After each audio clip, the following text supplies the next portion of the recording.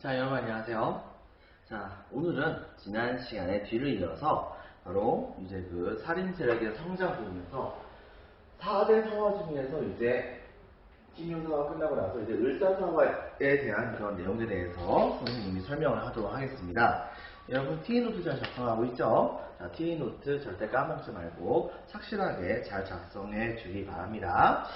자, 이제 보면 다음과 같은 선생님이 설명을 할 수가 있어요. 자, 먼저 무오사화, 그 다음에 무오사화는 고의재무 때문에, 갑자사화는 퇴비 윤씨 사건 때문에, 그리고 기묘사화의 경우에는 정말 기묘하게 조광조를 비롯한 살인파를 몰아내기 위해서 훈구파 세력들이 이제 중종과 같이 힘을 합쳐서 바로 이 살인파를 내쫓았다는 점, 자, 그걸 기억해 주고요.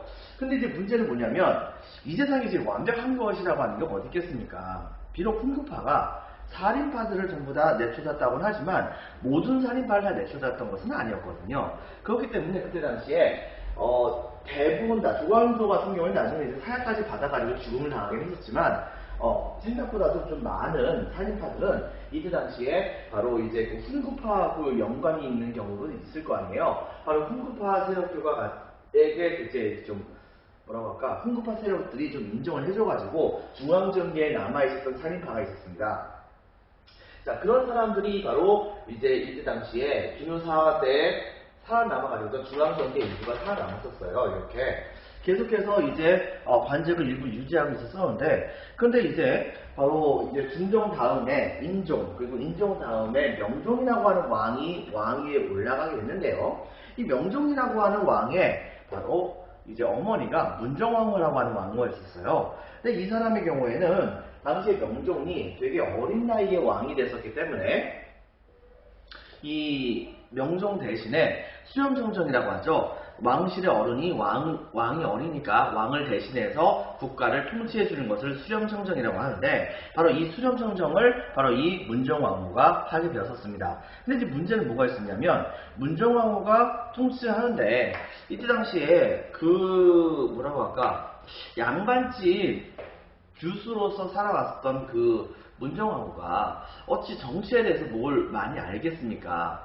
그렇게 하다 보니까 자연스럽게 문정왕후는 자신의 가문에 해당하는 그런 사람들을 대거 끌어들였었거든요. 그렇다고 한다면 명종의 입장에서는 바로 이 문정왕후의 어머니 쪽에, 문정왕후죠, 어머니 쪽에 해당하는 그런 사람들의 친척들을 바로 외가 쪽이라고 얘기하죠. 이때 당시에 왕의 외가 쪽에 있는 친척들을 일컬어서 보통 외척이라고 얘기를 합니다.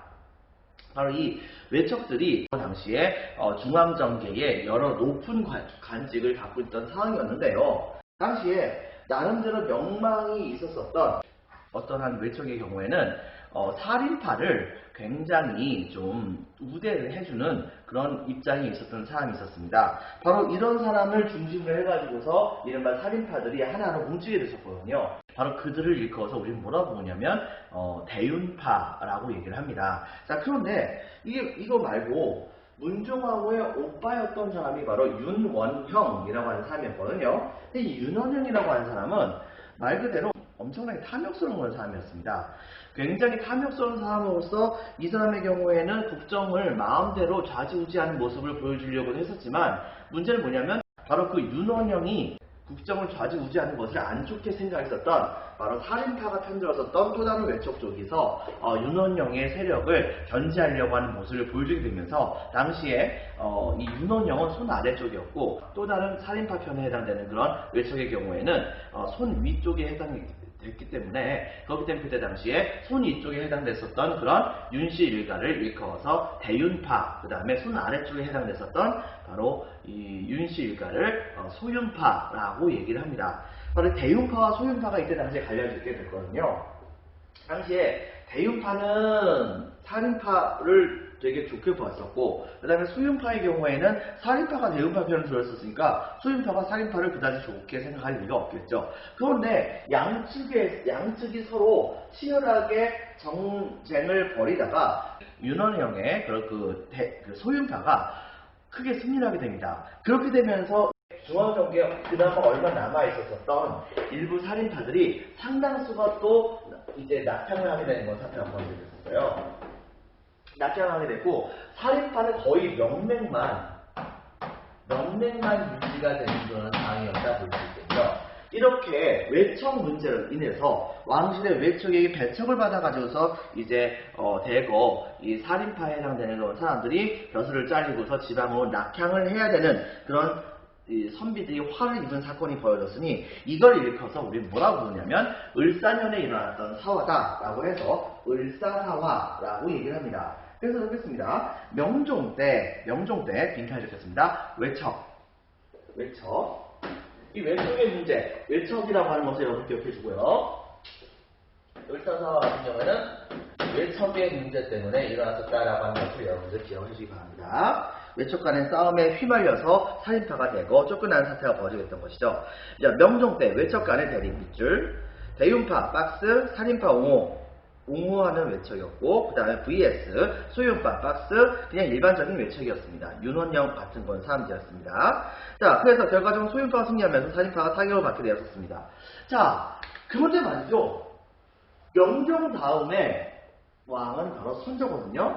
여러분들, 선조는 명종의 친척에 해당되는 사람이었었는데, 문제는 뭐냐면 살인파가 이 성종 이후부터 선조가 왕이 될 때까지 정말 여러 차례에 걸쳐가지고 무려 4차례에 걸쳐가지고서 탄압을 받아서 쫓겨나고 했습니다.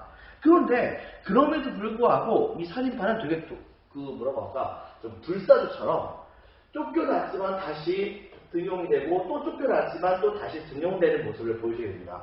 그리고 또 쫓겨났지만 또 다시 등용되고, 결과적으로 어떻게 벌어지냐면 바로 선조 때 가서는 이제는 아예 순부파 자체가 없어졌어요. 그리고서 살인파만 권력을 차지하게 되는 그런 시대가 오게 됐던 것이죠. 그 인고의 시간을 거쳐서 살인파는 최종적으로는 권력을 차지하게 됐던 것입니다. 자, 그렇기 때문에 이 살인파가 어떻게 이렇게 권력을 차지하게 될 수 있었는가를 따져본다고 한다면 그 이유는 바로 이 두 가지 이유 때문에 그래요. 하나는 바로 이 살인파들은 권력을 가졌을 때는 열심히 정치적인 개혁을 위해서 싸움을 벌였지만, 거기에서 정권에서 쫓겨나게 된다고 한다면 그대로 낙향을 해서 그래서 자신들의 제자들을 키웠습니다. 또 한 가지, 이 제자를 키우는 그 학교를 일컬어서 우리는 서원이라고 하죠. 글쎄요, 굳이 얘기한다고 한다면 뭐 중등학교, 향교 정도에 해당되는 중등학교에서 약간 좀 더 고급에 해당하는 그런 학교라고 생각하면 될 겁니다. 이 서원이라고 하는 걸 만들고, 그 다음에 서원을 만들지 않았다고 하더라도 지방에 내려간다고 한다면 당시 이 살인파들은 지방에 있는 백성들을 성리학적으로 교화를 시킨다는 명목으로 좋은 일로서 자신의 재력과 모든 수단과 방법을 가리지 않고서 바로 이 지방에 있었던 백성들을 자기를 중심으로 이제 공동체 생활을 제대로 해나갈 수 있는 모습을 보여주게 됩니다. 그래서乡村에서 서로가 착한 일을 권하고 서로 돕는 그런 공동체를 만들려고 하다 보니까 이때 당시에 구체적으로 이 향약이라고 하는 그런 일종의 규율 공동체를 만들게 돼요. 그런데 이 규율 공동체를 만들게 되었을 때에 이 향약에 나와 있는 규율을 집행하는 사람이 바로 이 살인파였습니다. 그러다 보니까는 향촌에 있는 그런 백성들의 경우에는 바로 이 살인파 지방으로 내려가 있었던 이 살인파들의 말을 들을 수밖에 없었던 것이죠. 결과적으로는 지방으로 쫓겨났다고 하더라도 지방 전부 다가 살인파 쪽에 손아귀에 있다 보니까 이때 당시에 살인파는 계속해서 힘을 가질 수가 있었고, 거기다 하나 더, 당시에 권력을 갖고 있었던 이 훈구파 대신들은 정말 권력을 차지하기 위해서 수단과 방법을 가리지 않고 열심히 노력을 했었던 모습을 보여주긴 했는데, 문제는 뭐냐, 자기가 죽게 된다고 한다면 그 다음 때의 그 권력을 자식들이 가질 수 있어야 될 거 아니에요. 하지만 조선시대 때는 이른바 여러분들 다 알다시피 고려시대와는 좀 다르게 음서제도가 굉장히 적었습니다. 이렇게 되다 보니까 과거 시험 같은 것을 많이 볼 수 있도록 이제 해야 됐었고, 이렇게 하다 보니까는 이때 당시에 이 권력자들은 자신의 아들에게 바로 공부를 열심히 가르치려고 했는데, 열심히 가르치려고 한다면 혼자 열심히 공부해가지고서 터득을 많이 했었던 학생도 있었겠지만, 문제는 뭐냐, 대부분의 학생들은 보면은 좋은 선생님을 만나야지, 그래야지 이제 그 좋은 이제 결과를 얻을 수 있을 거 아니에요. 그런데 그 시대 때에 가장 최고의 엘리트급에 해당되는 최고의 인재를 볼 수 있는 사람들이 바로 이 살인파였습니다. 왜냐? 이 살인파들의 경우에는 지방으로 내려가가지고서 열심히 학문 공부만 열심히 했었었고, 그 다음에 그 지역에서는 그 지역에 있는 향교보다도 훨씬 더 질 높은 교육을 자체적인 사립학교를 만들어서, 이 서원이죠, 사립학교를 만들어서 여기서 가르쳤거든요. 때문에 결과적으로 어떻게 보시냐면 훈구파는 중앙정계에서 살인파와 치열하게 싸움을 벌였지만 오히려 반대로 자기 자식들은 살인파에게 보내가지고서 교육을 해주는 그런 교육을 받게 하는 그런 상황이 벌이됐던 것입니다. 결과적으로 여러분 생각해보세요. 훈구파의 자식이 살인파의 스승에게 학문을 배웁니다. 그렇다고 한다면 그 사람은 나중에 훈구파가 될까요? 살인파가 될까요? 당연히 살인파가 되겠죠. 이것 때문에 결과적으로 어떻게 벌어졌느냐? 이 선조 때쯤으로 가게 되면서 바로 사실상 훈구파는 이제 멸종을 당하게 됩니다. 아예 없어지게 돼요. 기존에 훈구파였던 사람들과 가면 전부 다가 살인파로 변신을 하게 됩니다.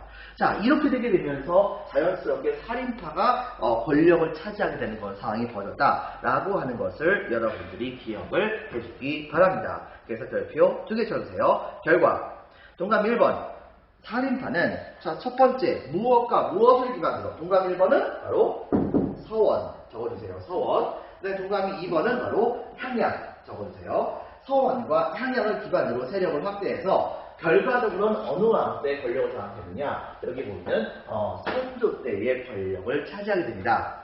자, 이제 다음 페이지로 넘길게요. 자, 여러분들 프린트 6페이지, 그 다음에 교과서는 133페이지에 해당이 됩니다. 조광조의 개혁과 관련된 그런 내용에 대해서는 여러분들이 한번 살펴볼 수 있도록 해주기 바랍니다. 자, 그리고 동그라미 4번 이제 분당의 출현 별표 1개 반 쳐주세요.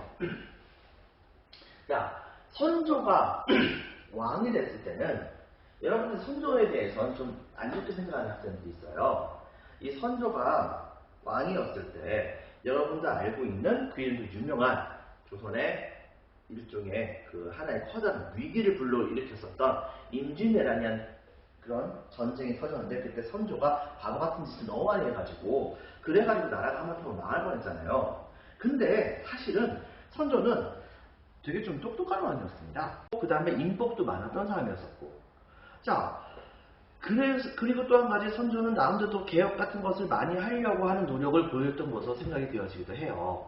그렇다고 한다면 이 선조는 도대체 뭘 했는가?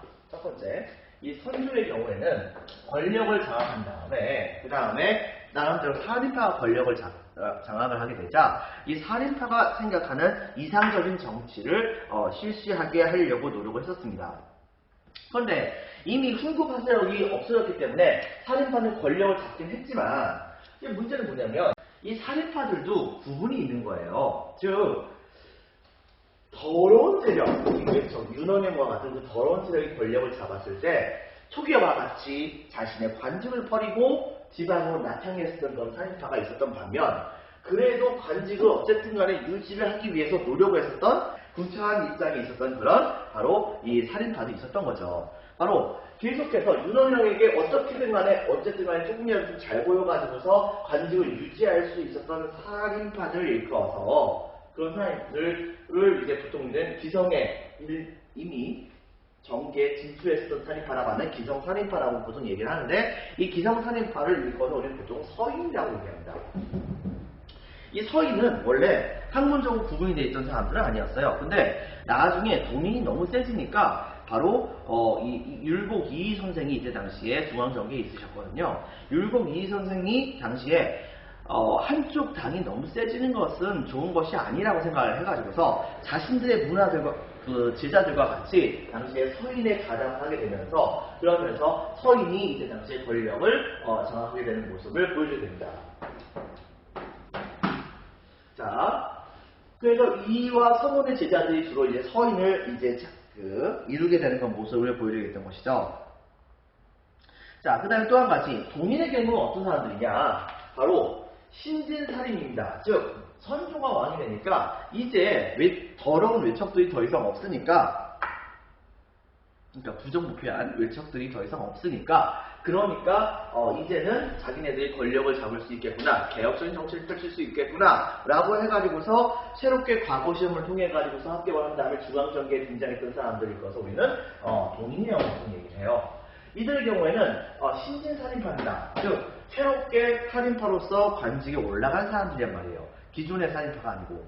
그리고 이들의 경우에는 옛날부터 존재했었던 분위기는 하셨지만 이분의 경우 이 이황 선생 같은 경우에는 바로 중앙정계보다는 주로 지방에 있는 여러 개의 관직을 다니시면서도 굉장히 중요한 성리학적인 굉장히 중요한 학문적 성과를 일으켰었던 분입니다. 바로 퇴계 이황 선생과 그 다음에 평생 동안 단 한 번도 관직을 갖지 않으면서도 정말 칼같이 도덕과 관련된 일들은 반드시 지켜야 한다는 것을 주장했던 남명 도식 선생, 그리고 황진이가 그렇게 존경해서 맞지 않았었다고 하는 화담 서경덕, 이런 분들의 제자들이 당시에 대거 동인에 가담하는 모습을 보여줬던 것이에요.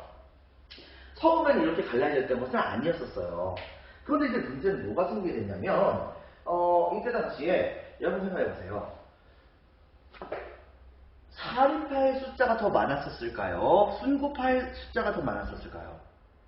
여러분들, 이들의 숫자는 사실상 살인파가 훨씬 더 많았습니다. 왜냐하면 여러분도 알다시피 처음에 신진사대부가 시작했을 때 온건파 신진사대부하고 급진파 신진사대부 둘 중에서 압도적으로 숫자 많았던 사람들이 바로 온건파 신진사대부들이었었거든요. 그리고 그들이 바로 급진파 신진사대부가 순고파가 된 것이었기 때문에 사실상 조선시대 때에 중앙정계에서 관직에 올라가 있었던 그런 훈구파의 숫자는 생각보다 그렇게 많은 숫자는 아니었습니다. 대부분의 인재는 전부 다 지방으로 낙향해 있었던 상황이었죠. 근데 그들의 자식들, 즉 온건파 사대부들의 자식들과 후예들과 후학들이 드디어 선조 때 바로 중앙정계에 등장을 하게 되었으니, 그러니 당연히 이들의 숫자는 되게 많았던 겁니다. 하지만 문제는 조선의 인구의 숫자가 생각보다 그렇게 많이 증가했던 것은 아닙니다. 그러다 보니까 나라의 규모는 그대로인데, 그런데 이 살인파는 이제 관리가 되기 위해서 노력했었던 양반 계층이잖아요. 근데 양반 계층으로, 즉 관료가 되기 위해서 노력하는 건 사람들의 후보자들이 숫자가 생각보다 되게 많아진 거죠. 예전보다도 많아지게 되다 보니까 옛날엔 별로 그런 일이 없었었는데 이때부터는 조금의 관직이라도 서로 자기네들이 가지려고 노력을 하는 모습이 보여지게 됩니다. 이런 과정 중에서 당시에 이 서인과 국민이 이 관직들을 두고서 서로 세력을 좀 더 크게 장악을 하면서 자신의 당파에 해당하는 그런 사람들이 관직을 가질 수 있도록 노력하는 모습을 보여주게 됐었어요. 근데 그 갈등의 시작점이 바로 뭐냐면 바로 이 외척의 통합 문제와 그 다음에 이조전량이라고 하는 자리의 문제였었습니다. 즉 윤원영이 권력을 잡았을 때 나중에 윤원영은 백성들이 돌맞아 죽어요. 너무 이제 개척 같은 행동을 많이 했었기 때문이죠.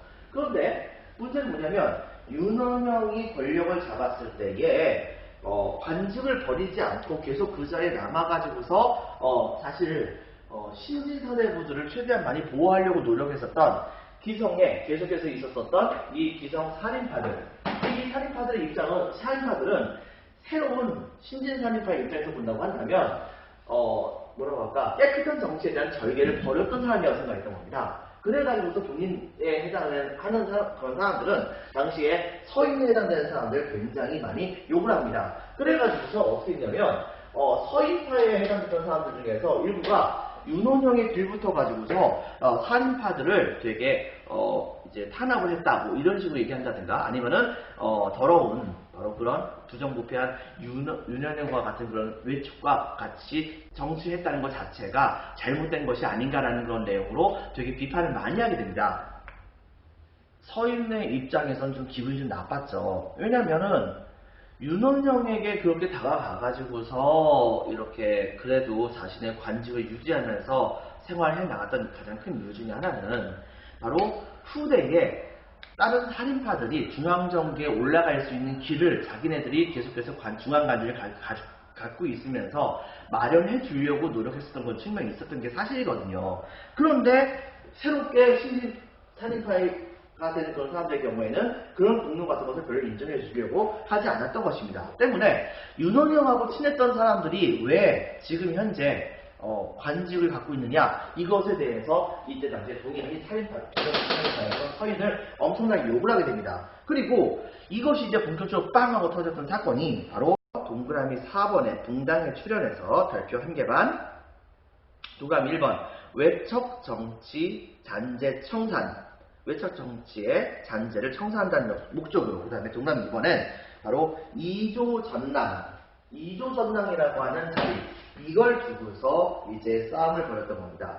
즉 옆에 나와 있는 쪽락이 한번 보세요. 뭐라고 써있냐면 2조 전랑은 2조의 정오품 정랑과 정육품 좌랑을 함께 일컫는 말이라고 하는데 3, 4의 관리에 인사권을 가지면서 자신의 후임자를 추천할 수 있었다라고 되어 있습니다. 이른바 자신의 후임자를 추천할 수 있었다고 하는 것은 바로 스스로의 후임을 추천할 수 있는 권리, 이걸 자천권이라고 얘기를 하는데요. 이게 왜 중요하냐면 당시 살인파가 가장 중요하다고 여겼었던 그런 바로 이제 그 관직을 일컬어서 보통 이제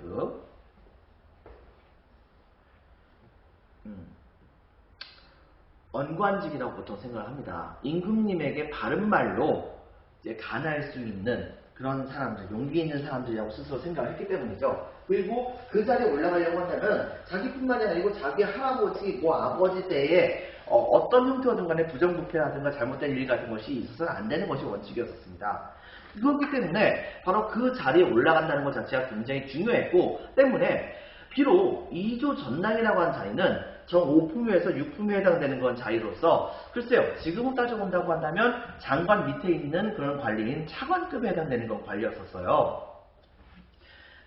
그 권한은 한 그런 분야에서의 정책을 좌지우지하는 것이 바로 장관이기 때문에 그 권한 자체는 2조 판서, 그러니까 2조 판서가 바로 이제 장관이죠. 근데 이 2조 판서 장관보다는 권한이 낮은 것은 사실이긴 하겠지만, 문제는 바로 이 2조 전랑 같은 경우에는 당시에 바로 가장 중요한, 각 분단을 생각했을 때 가장 중요하다고 생각했던 관직, 바로 이 3사, 언관직이라고 할 수 있는 3사, 기억나죠? 사원부, 사관원, 홍문관, 여기에 있는 관리들을 이 2조 전랑이 추천해 줄 수 있는 그런 권한이 있었습니다.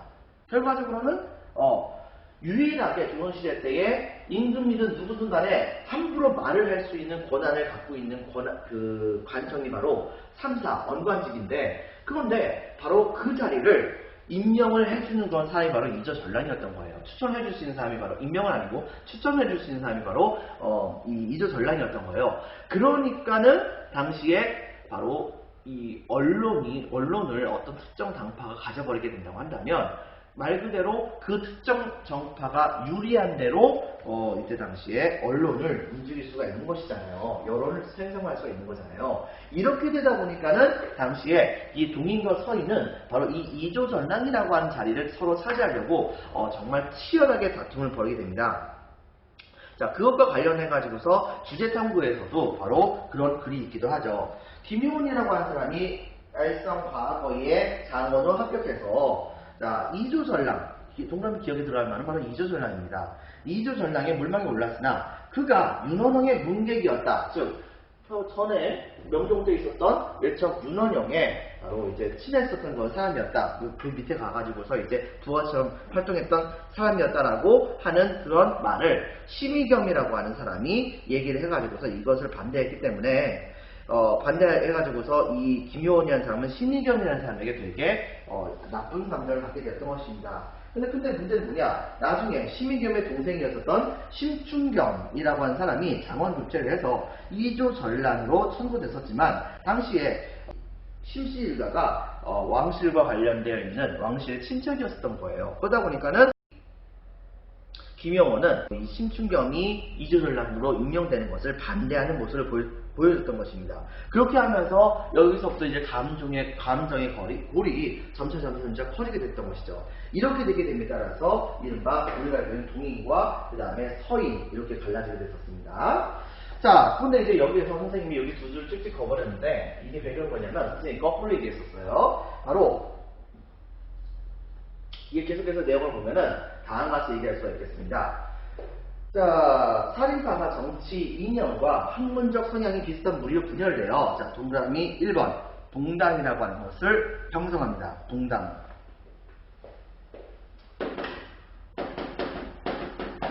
형성하는 거죠.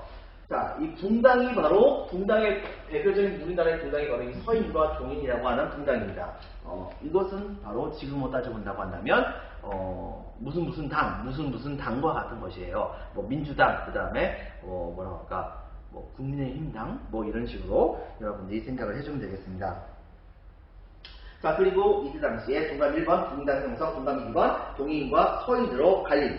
자, 별표 한 개만 쳐주세요. 동인의 경우에는 주로 신진살인파에 해당되는 사람들입니다. 신진살인파에 해당되고 여기 보이다시피 이황과 조식과 서경덕의 제자들이 주로 여기에 가담했었어요.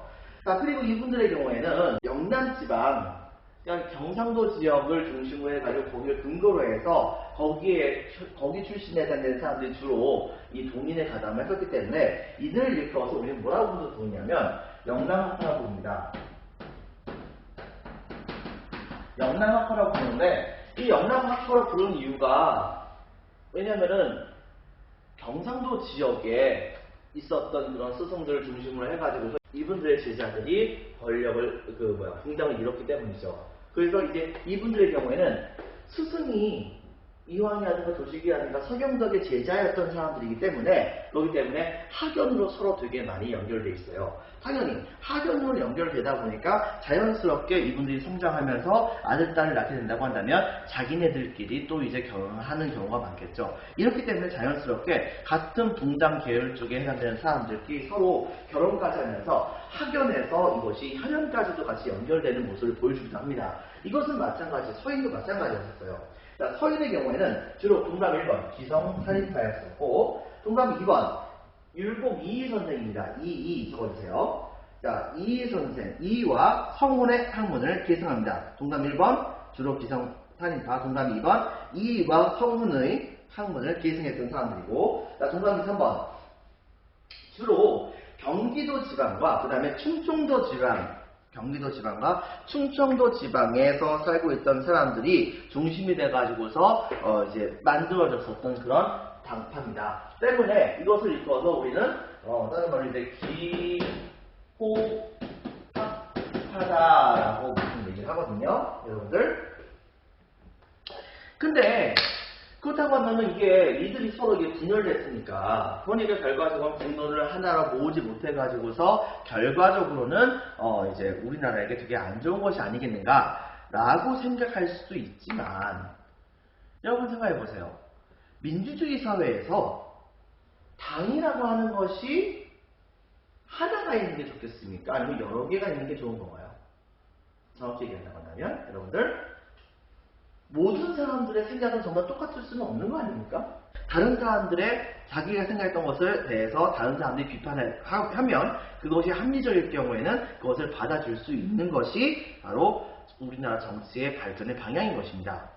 그와 마찬가지로 당시에 바로 이 동인과 서인은 초반부에는 어땠었냐면 서로가 서로 이제 약간 좀 현명하게 이제 비판 견지하는 모습을 보여주기도 했었어요.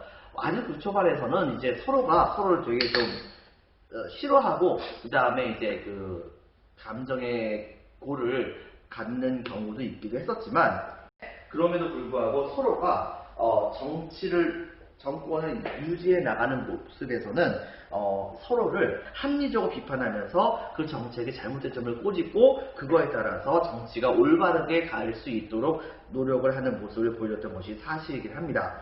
자, 박스 치겠습니다. 동당끼리 토론을 통해 합리적인 정책 대결, 박스. 이렇게 돼가지고서 우리나라 정치가 잘 됐으면 좋았겠죠. 근데 이제 문제는 뭐냐면 이게 정책 비판은 정책 비판으로 끝나야지. 그것을 상대방을 없애려고 노력하는 데까지 가게 된다고 한다면 여기서부터는 이제 상호 간에 원한이 쌓이게 되는 것이겠죠. 무슨 말이냐? 당시에 바로 시간이 흘러갈수록 조선 특히 후기로 가면 갈수록 양반의 숫자는 더 많아집니다. 양반의 숫자는 더 많아지는데 시간이 흘러갈수록 계속해서 관직의 숫자는 그만큼 더 많이 늘어나진 않아요. 이렇게 하다 보니까 양반이 양반 노릇을 하려고 한다면 관직을 가져야 되는데 관직의 숫자가 없다 보니까 상대방을 끌어내야지 자기가 관직을 가질 수가 있게 된 상황이 벌어진 거예요. 이렇게 되다 보니까는 이때 당시에 서로 관직을 차지하려고 하는 목적으로 관직이라는 측면에서 본다고 한다면 서로가 상대방을 합리적인 비판을 넘어서 원한이 있는 그런 상황에서 비판하는 모습을 보여주기도 했던 것입니다. 결과적으로 이런 것이 나중에 가서 크게 문제가 되기도 했었죠. 그거는 이제 다음 단원에서 살펴볼 것입니다. 경쟁의 심화로 갈등과 대립 밑줄 쳐주세요. 경쟁의 심화로 갈등과 대립 밑줄. 자, 그렇게 함으로써 드디어 여러분들 교과서 133페이지까지를 다 끝냈습니다. 자, 그 다음에 한 김에 또 이거까지 다 해버리죠, 뭐, 여러분들. 자, 먼저 2번, 성리학적 사회질서가 확산되다 해서 1번, 서원이 세워지다. 이 서원에 대해서만 살펴볼게요. 그리고 이제 그 향약과 그 다음에 그 이후에 성리학적 사회질서가 백성에 퍼지다. 이곳은 다음번에 보도록 하겠습니다. 1번, 서원의 경우에는 먼저 이 서원은 도대체 무엇이냐? 서원의 목적은 뭐냐면은 한마디로 원래 목적은 이제 제사와 교육입니다. 제사와 교육이에요. 그래서 이것은 막 뭐냐면 원래 여러분들 유교적인 그런 학교를 가다 보면 성균관도 마찬가지고 그 다음에 향교도 마찬가지고 이른바 유학 쪽에 생각했을 때 중요하다고 생각했었던 뭐 공자라든가 그 다음에 공자의 제자들 이런 사람들 그리고 뭐 주자라든가 그 다음에 우리나라에서 봤을 때에 뛰어났다고 생각했던 그런 사람들을 그 사람들의 위패를 모셔가지고 매년마다 거기에다가 이제 제사를 지내는 모습을 보여줍니다. 그들을 기리려고 하는 거죠. 그런데 이것이 이제 그 서원의 경우에는 이게 좀 독특한 것이 바로 그런 분들보다는 우리나라에서 봤을 때 되게 좀 유명했었던 그런 사람들 있잖아요. 예를 들면 퇴계 이황 선생이라든가 율곡 이희 선생과 같이 유명했었고 그 다음에 학문적으로 굉장히 뛰어나셨던 그런 유학자분들 이런 분들을 후손들이 아니라 그분들의 제자들이라든가 그분의 사상을 좋다고 생각을 해가지고서 그 학교에 들어온 사람들이 바로 그분들의 위패를 모셔가지고서 제사를 지내주는 것입니다. 향교라든가 성균관에서 바로 제사 지내는 유학자들에게 옛날 성인들에게 제사 지내는 거하고 좀 달라요. 그것이 바로 이제 동감 1번 덕망 높은 유학자 제사 동감 1번이고요. 그 다음에 기본적으로 봤을 때 이 서원의 경우에는 바로 그 지역에 있는 양반들이 거기 안에서 성리학을 열심히 공부할 수 있는 장을 마련하고 실제로 선생님도 거기에 있어가지고서 학생들을 가르치기는 합니다. 그런데 이게 중요한 것은 뭐냐면 이게 국가에서 만든 게 아니라는 거예요. 지방의 유지에 해당되는 사람들이 돈 많은 그런 사람들이 돈을 모아가지고서 이렇게 만든 것이었거든요. 근데 어쨌든 간에 이런 걸 만든다고 하더라도 국가 입장에서는 바로 성리학을 굉장히 이제 그 활성화시키려고 하고 있는데 성리학을 가르치는 학교가 만들어진다? 국가 입장에서는 사립학교긴 하지만 이것이 나쁘진 않았던 거죠. 그래가지고서 이렇게 학교가 만들어지는 것을 적극적으로 이제 지원을 해줍니다. 마치 고려시대 때의 사학 시위도 같이 말이죠. 동감 1번 덕망 높은 유학자 제사 동감 2번 지방 양반의 자제 교육에다가 빈칸에다 교육이라고 적어주세요. 빈칸에 교육으로 적어주세요. 동감 3번 사립교육기관이었다는 점 기억해주고요. 최초의 서원은 백운동 서원이었습니다. 바로 이 백운동 서원을 처음 만들었던 사람은 풍기군수 주세붕이라고 하는 사람이었어요. 군수였었지만은 군수가 이제 자기만의 돈을 자기와 그다음에 많은 그런 기부금을 받아가지고서 이렇게 서원을 최초로 만들었던 것이죠. 근데 당시에 지방직을 연전하면서 이제 성리학적인 공부 같은 것에 매진하고 있었던 학문적으로 굉장히 수준이 높았었던 우리나라의 대스승 중에 한 분인 이 이황 선생님께서 보다 보니까 이 주세붕에 백운동 서원을 파악을 한 거예요. 이렇게 되다 보니까 아니 이렇게 서원이라고 하는 것을 자체적으로 만들었다고 한다면 국가가 이제 성리학을 되게 좀 융통시키려고 하는 입장에서 봤을 때 되게 좀 칭찬을 많이 해줘야 되는 거 아닙니까? 라고 해가지고서 당시에 국가에게 건의를 했고 이 서원에 대해서 많은 것을 좀 지원을 해주세요 라고 얘기를 해가지고 국가에서 검토를 해봤는데 괜찮은 것 같거든요. 국가가 성리학을 융성시키려고 하는 그 목적에 참으로 잘 부합되는 사회에 해당이 되는 것이기 때문에 국가에서는 이것을 바로 이제 장려하기 위해서 이른바 이 백운동 서원을 사액서원으로 만들어집니다. 사액서원이라고 하는 것은 바로 무엇이냐면 국가가 거기에서 그 서원에 들어가는 책이라든가 mov이라든가 심지어는 일부 땅까지 줘가지고서 이 서원 자체가 자체적으로 운영될 수 있도록 국가가 일부 비용을 대주는 그런 형태의 서원을 일컬어서 사액서원이라고 얘기합니다. 그렇게 해가지고 사액서원, 빙판이 있겠습니다. 사액서원으로 지정을 했는데 그런데 그때 당시에 사액서원으로 지정했을 때는 한 가지 관례가 있어요. 그것은 바로 뭐냐면 바로 사액서원의 현판을 임금님이 직접 써주십니다. 때문에 당시에 이 임금님이 사액서원으로 인정된 이 주세붕의 백운동 서원에다가 이름을 붙여줘요. 그게 바로 소수라고 하는 이름을 붙여준 겁니다. 그래가지고서 이 백운동 서원이 나중에 소수서원이라고 이름이 붙여지게 된 것이죠. 그러자 이것을 봤었던 지방에 있던 많은 살인파들은 우후죽순으로 서로가 우리나라가 생각했을 때 위대한 그런 이제 유학적인 대스승들을 모시고 그분을 제사를 지내면서 바로 학생들에게 가르침을 주는 그런 여러 개의 학교들을 우후죽순으로 되게 많이 만들게 됩니다. 근데 지금 중요한 것은 여러분 알다시피 선조 이후부터 이른바 붕당이 둘러 갈리게 됐잖아요. 이후엔 또 여러 개로 갈리게 되는데 이렇게 되게 됨에 따라서 붕당들끼리 서로 싸움을 벌이다가 그러다가 패배한 쪽의 경우에는 관직에서 쫓겨 내려가겠죠? 그렇다고 한다면 그들은 쫓겨 내려간 다음에 그 지방으로 간 곳이 바로 어디냐면은 자기네들 지방에 있었던 그 서원이었던 겁니다. 그래서 결과적으로는 중앙에서 쫓겨난 살인파들이 단결한 장소로서의 역할을 하게 되었다 볼 수 있겠습니다. 정답 1번 지방으로 내려간 살인 적혔습니다. 살인들이 단결한 장소가 됐고 그리고 여기에서 성리학적인 공부를 되게 많이 하다 보니까 자연스럽게 우리나라의 성리학의 수준이 한 단계 이상 올라가게 됩니다. 정답 2번 성리학의 발달. 그러면서 거기에서 공부를 해가지고 예를 들면은 경상도 지역에서는 영남학파, 그 다음에 충청도와 경기도 이쪽에서는 기호학파, 이렇게 얘기를 하잖아요.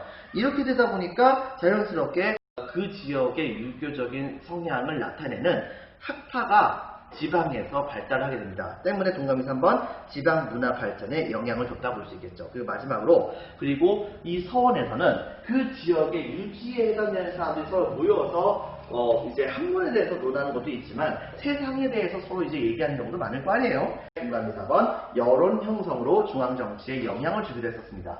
지방의 여론을 형성한 다음에 바로 자기네 당파에 해당하는 사람 중에서 중앙 정계에 이제 등용이 된 사람이 있다고 한다면 바로 이 학연을 통해 가지고서 그 사람에게 우리들의 의견은 이렇다라고 하는 것을 알려줘가지고 그거에 따라서 정치가 이루어지는 모습을 보여주게 됐었어요. 그리고 두 번째는 서원이 살인파가 계속해서 권력을 잡을 수 있었던 가장 큰 이유가 됐다고 한다면 또 다른 방법은 바로 향연이 있거든요. 이것은 다음 시간에 하도록 하겠습니다. 자, 여러분들 수고 많으셨습니다. 감사합니다.